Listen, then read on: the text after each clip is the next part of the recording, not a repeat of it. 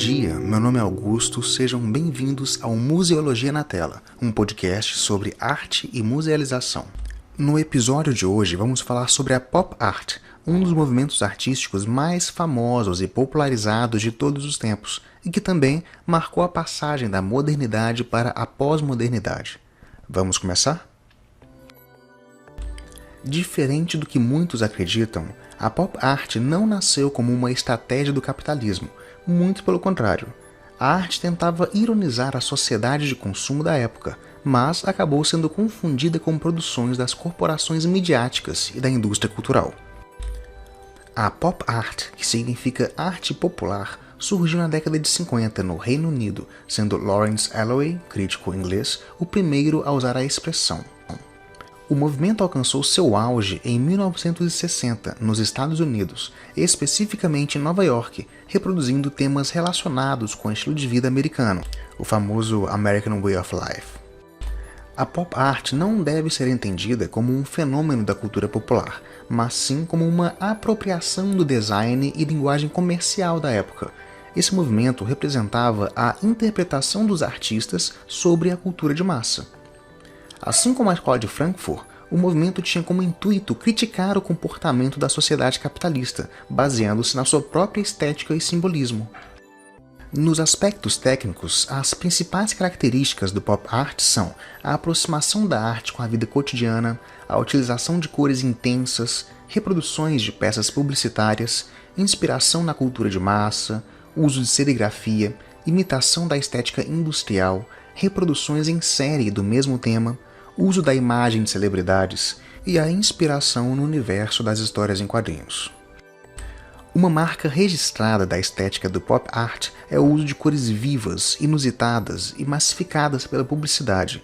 Esses símbolos eram satirizados de modo a expressar uma crítica aos excessos de consumo da sociedade capitalista, principalmente nesse período histórico que foi marcado pela ascensão publicitária e cinematográfica.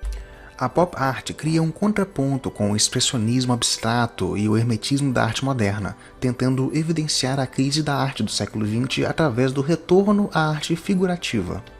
O recurso que os artistas da pop art utilizaram para chamar a atenção do público foi a recusa da separação entre arte e vida, podendo assim conectar o público ao imaginário e ao simbolismo da vida cotidiana e cultura de massa. Agora vamos conhecer um pouco mais sobre os principais artistas do movimento. O principal nome do movimento pop art é Andy Warhol, famoso por retratar os ídolos da música e do cinema como Michael Jackson e Marilyn Monroe e colocar em evidência o quanto essas figuras são impessoais e vazias. Warhol também se utilizava de marcas ícones da cultura de massa, como Coca-Cola e latas de sopa Campbell, para demonstrar a impessoalidade do objeto. Como outros nomes notáveis do movimento, também temos Richard Hamilton, Peter Blake, Roy Lichtenstein, Claes Oldenburg, James Rosengist, Tom Wasserman, Wayne Thiebaud, Jasper Johns. Em território brasileiro, o pop art não surgiu durante a década de 50, mas sim durante a ditadura militar, que teve início em 1964. Os artistas da época utilizaram o pop art para se comunicar com as massas e transmitir críticas sobre o sistema autoritário vigente na época. Nossos principais nomes da pop art nacional são Antônio Dias, Rubens Gershman e Cláudio Zin. Aos interessados pelo tema, temos a muito ilustrativa série de televisão Mad Men, da AMC, contando a história de um publicitário de sucesso em Nova York em meados dos anos 60.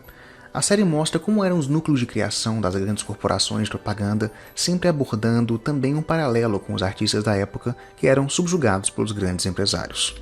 Don Draper, o protagonista, tem hábitos um tanto quanto contraditórios, de um lado por perpetuar o comportamento criativo que alimentava o consumismo americano e, por outro, por apreciar artistas independentes que contestavam e ironizavam toda a ideologia pasteurizada da mídia e da arte. Para concluir o episódio, mesmo que os tempos tenham mudado, podemos ainda perceber a influência que a pop art tem nos dias atuais. Além da apreciação estética que ainda é perceptível em novas gerações, também podemos ressaltar como a crítica ao capitalismo e o uso de referências do cotidiano se fizeram presentes nas obras e expressões artísticas pós-modernas. Também vale lembrar a importância desse movimento na ressignificação de símbolos comuns utilizados pelas grandes instituições de mídia e propaganda. A grande lição que aprendemos com os artistas pop art é como utilizar as ferramentas de opressão do sistema vigente contra ele próprio. Museologia na Tela é um podcast feito como atividade da disciplina Arte e Musealização 2. Os créditos de sua produção vão para Beatriz Figueiredo, Júlia Reis, Marina Quintiliano, Sâmia Dias, a professora Carolina Ruoso e a mim, Augusto Fidêncio. Até o próximo episódio, pessoal!